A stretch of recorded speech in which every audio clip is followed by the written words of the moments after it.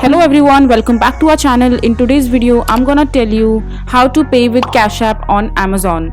So firstly, just open up your Cash App and sign up in your Cash App account and enter your bank details. And after that, just click on the profile icon at the top right corner of your mobile screen and just scroll down a bit and click on linked banks.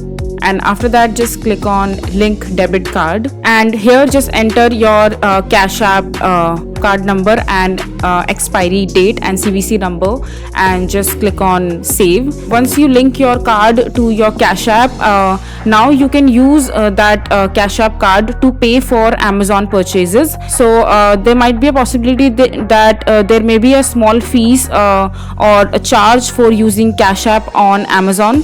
So make sure to check the terms and condition of Cash App card to make payments on Amazon. That is it for this video. If you find this video to be helpful, make sure to like it and don't forget to subscribe to our channel for more such informative videos, and I'll see you the next time.